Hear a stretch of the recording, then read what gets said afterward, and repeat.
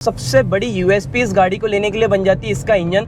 अब आप बोलोगे कैसे? बिकॉज सबसे तगड़ी कॉम्पिटिटर इसकी स्विफ्ट एंड टियागो बन जाती है और उन दोनों गाड़ियों में 3 सिलेंडर इंजन मिलता है। अगर यहाँ पर शार्प लेन्स भी लेकर दिखाऊं, ये देखो जो कंट्रोलिंग एंड स्टेबिलिटी है वो आपको काफी गजब की मिलने वाली है। यू टर्न लेकर स्टीयरिंग का फीडबैक दिखाता हूँ, ये चेक करो, काफी लाइट स्टीयरिंग व्हील रहने वाला है एंड इजीली रीसेंटर हो जाता है।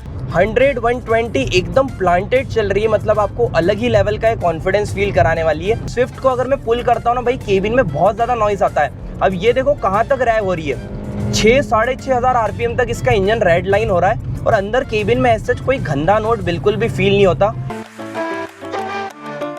तो दोस्तों आज हम ड्राइव करने वाले हैं all new Hyundai grand i10 Nios. अब ये Hyundai की ओर से आने वाली सबसे रिलायबल गाड़ी है जो 2007 से आ रही है। वैसे तो उस टाइम ग्रैंड i10 नाम से बिकती थी, फिर कंपनी ने 2019 में इस गाड़ी को नियोस के नाम से मार्केट में निकाला। और Hyundai के शोरूम में अगर जाते हो ना तो भाई ये सबसे अफोर्डेबल गाड़ी रहने वाली है, जो कि सिर्फ 5.5 लाख रुपए की एक्स शोरूम प्राइस से स्टार्ट हो जाती है। तो आज इसे प्रॉपर ड्राइव करके देखेंगे, माइलेज क्या निकाल के देने वाली है, हाई स्पीड स्टेबिलिटी कैसी है, सारी बातें डिटेल में डिस्कस करने वाले हैं। और इंडियन मार्केट में इसकी दो सबसे तगड़ी राइवल्स बन जाती है, मारुति स्विफ्ट और टाटा टियागो। दोनों से कंपेयर करेंगे। आप भी अगर 5 से 7 लाख रुपए की एक गाड़ी लेने निकले हो अपने फैमिली के लिए, नियोस को एक ऑप्शन रखा है। तो आज की ड्राइव वीडियो को एंड तक देख लेना, सारे डाउट्स क्लियर हो जाएंगे। तो चलते हैं इसे ड्राइव करने के लिए। ऑलराइट गाइस, आ चुके हैं all new grand i10 Nios के इंटीरियर में। कीज आप चेक कर लो, कुछ इस टाइप की टिपिकल Hyundai की कीज मिलने वाली है। यहीं से आप अनलॉक कर सकते हो, यहीं से लॉक कर सकते हो। कीज को इंसर्ट करते हैं। सीएनजी वेरिएंट में लेकर आया हूँ बिकॉज पेट्रोल पर भी चलाकर देखेंगे, सीएनजी में भी चलाकर देखेंगे। पहले तो गाड़ी को स्टार्ट करते हैं। यहाँ पर पेट्रोल में गाड़ी को लॉन्च करेंगे और आज हम 4 लोग बैठकर चला रहे हैं। सीएनजी इसलिए लेकर आए हैं बिकॉज बहुत सारे लोगों को डाउट रहता है कि यार 4 लोगों के साथ पावर लैग तो फील नहीं होता, उसे भी चेक करेंगे। सिंपली मैं स्विच को दबाता हूँ, यहाँ पर पेट्रोल पे आ चुकी है। दोनों विंडोज को रोल डाउन कर दिया है। काफी रिफाइंड इंजन रहने वाला है। रेव करते हैं 5000 आरपीएम तक और गाड़ी को लॉन्च करेंगे। विंडोज को मैं अप कर लेता हूँ। So revving till 5000 RPM, let's go. भाई 6500 आरपीएम तक ये इंजन रेव हो रहा है। नो डाउट जो पावर डिलीवरी निकाल के दे रहा है ना, मतलब पेट्रोल में तो आपको कहीं से कहीं तक पावर की कमी महसूस नहीं होने वाली है। और अगर यहाँ पर शार्प लेन्स भी लेकर दिखाऊं, ये देखो जो कंट्रोलिंग एंड स्टेबिलिटी है वो आपको काफी गजब की मिलने वाली है। 1.2 लीटर का कप्पा इंजन मिलने वाला है भाई, 4 सिलेंडर इंजन है। और सबसे खास बात ये है कि यही इंजन Hyundai अपनी एक्स्टर में यूज करती है, साथ ही में अपनी i20 वेन्यू जैसे सारे पेट्रोल लाइनअप में यूज करती है। यू टर्न लेकर स्टीयरिंग का फीडबैक दिखाता हूँ, ये चेक करो, काफी लाइट स्टीयरिंग व्हील रहने वाला है एंड इजीली रीसेंटर हो जाता है। मतलब Hyundai की जो इंटीरियर प्रीमियमनेस है ना, उसमें कहीं भी कॉम्प्रोमाइज़ नहीं करती है। काफ़ी कॉम्पैक्ट स्टीयरिंग आपको मिलता है। और अगर मैं यहीं से सीएनजी पे कन्वर्ट कर लूँ तो देखो मुझे पावर लैग तो थोड़ा फील होगा, जैसे ये कन्वर्ट होगी ना थोड़ी पावर में कमी महसूस होने वाली है। बट अगर आप कंपेयर करोगे कि यार ज़मीन आसमान का फ़र्क है, तो ऐसा सीन नहीं रहने वाला। बिकॉज पेट्रोल में आप देखोगे अराउंड 83 bhp की पावर 114 Nm का टॉर्क निकाल के देती है। वहीं आप सीएनजी लोगे तो 68 bhp की पावर 95 Nm का टॉर्क निकाल के देती है। अब सस्पेंशन की बात करते हैं। देखो थोड़ी खराब सड़क पे आ चुके हैं। ग्राउंड क्लियरेंस से रिलेटेड आपको थोड़ा कॉम्प्रोमाइज़ करना पड़ सकता है बिकॉज इसके जो सस्पेंशन है ना बहुत ही सॉफ्टर साइड रहने वाले हैं, मतलब काफ़ी सॉफ्ट सस्पेंशन है।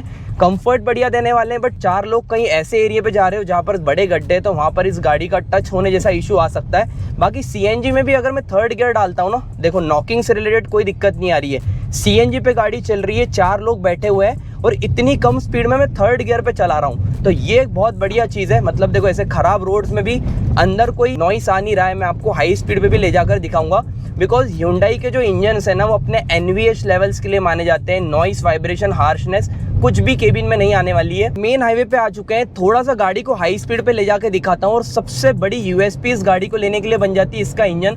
अब आप बोलोगे कैसे? बिकॉज सबसे तगड़ी कॉम्पिटिटर इसकी स्विफ्ट एंड टियागो बन जाती है और उन दोनों गाड़ियों में 3 सिलेंडर इंजन मिलता है। लाइक आपको रेवेट्रॉन इंजन अपने टाटा में मिलता है 3 सिलेंडर 1.2 लीटर का, एंड मारुति अपना K12 C सीरीज इंजन देती है।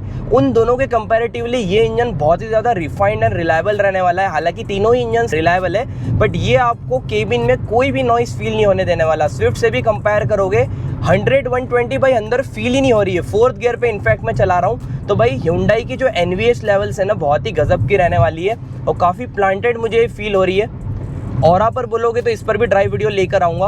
हालांकि अभी थोड़ा खाली पैच देखते हैं, वहाँ पर इसकी हम स्टेबिलिटी को भी चेक करेंगे। बट अभी मैं हाईवे पे चला रहा हूँ ना भाई, 4 लोगों के साथ मुझे कहीं भी सीएनजी में कमी महसूस नहीं हो रही है। ओवरऑल चलने में बहुत ही बढ़िया है। देखो ओवरटेक करने में भी मुझे कोई भी इशू नहीं आ रहा है। और जैसा कि मैं आपको Hyundai के बारे में बता रहा था, ये अपने फिट एंड फिनिश में कहीं भी कॉम्प्रोमाइज़ नहीं करते हैं। भले ही आप इनका एसयूवी सेगमेंट देख लो, क्रेटा, ग्रैंड विटारा एंड बाकी गाड़ियों से इसलिए स्टैंड आउट होती है क्योंकि उसके इंटीरियर प्रीमियमनेस के कारण। मतलब आप एसी वेंट्स की क्वालिटी देख लो, इनर डोर हैंडल्स की क्वालिटी देख लो, लॉन्ग टर्म में आपको इंटीरियर के फिट एंड फिनिश से रिलेटेड कोई भी कॉम्प्रोमाइज़ नहीं करना पड़ेगा। मतलब बलिनो भी कंपटीशन बन जाती है, स्विफ्ट भी कंपटीशन बन जाती है, बट जो आफ्टर सेल्स एंड प्रीमियमनेस है ना, उसमें Hyundai का कोई भी तोड़ नहीं है। बिकॉज कभी भी आपने किसी को ऐसा नहीं सुना होगा कि यार Hyundai में कोई सर्विस कराने गया और उसका फीडबैक बेकार रहा हो। बिकॉज Hyundai अपने आफ्टर सेल्स पे बहुत ज़्यादा फोकस करती है।